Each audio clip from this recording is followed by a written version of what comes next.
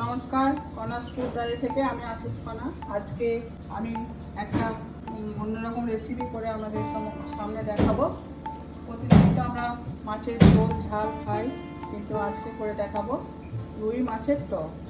তো সেই মাছের টক কীভাবে করি আপনারা দেখুন।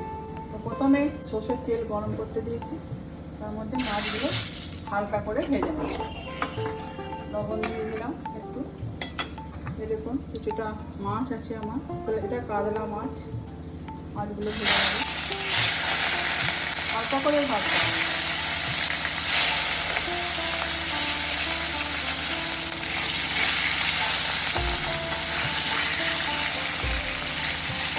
এই মাছের টক বেশিরভাগ বাঁকুড়া, বীরভূম, বর্ধমান জেলার লোকেরাই খায়।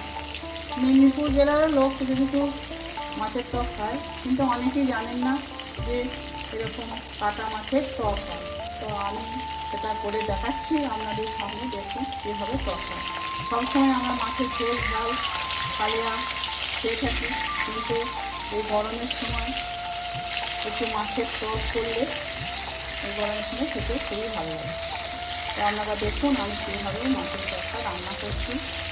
আশা করছি আপনাদের এটা ভালো লাগবে। একটু ভিন্ন ধরনের ভিন্ন স্বাদের রান্না।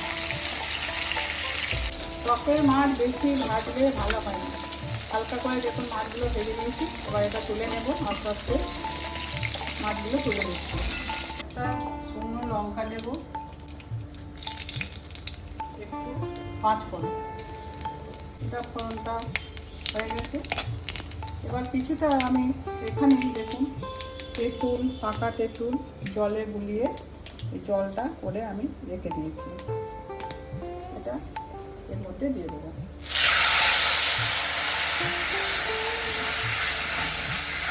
খুব সহজ পদ্ধতিতে মাছের টকটা।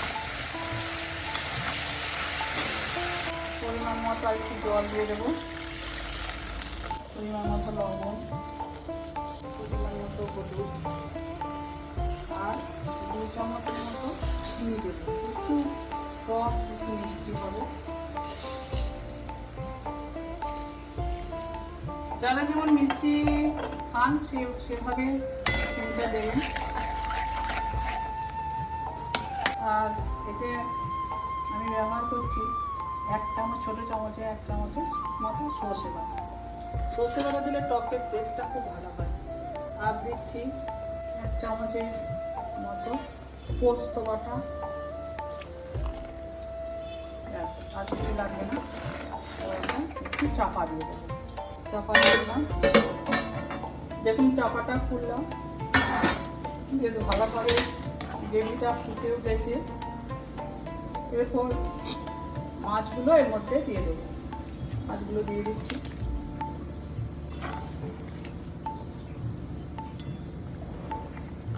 এরপর চাপা দিয়ে দেবো।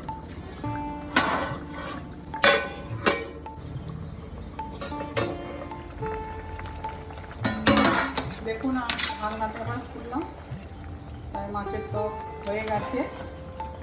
তাই সবের শেষে এটা শুকনো কড়ায় জিরে, ধনে আর লঙ্কা ভেজে, শুকনো কড়ায় ভেজে এটা পাউডার করা আছে, এটা শেষ করে দেবো। এই মশলাটা না দিলে টক অসম্পূর্ণ বেড়ে যাবে। এটা দিলে টকের স্বাদটা খুব ভালো আসবে। তো হয়ে গেছে মাছের টকের রেসিপি হয়ে গেছে। তো আপনাদের এই রেসিপিটা কেমন লাগলো সবাই কমেন্ট করে জানাবেন। যদি ভালো লাগে সবাই লাইক, শেয়ার, সাবস্ক্রাইব করবেন। সবাই ভালো থাকবেন, সুস্থ থাকবেন। নমস্কার।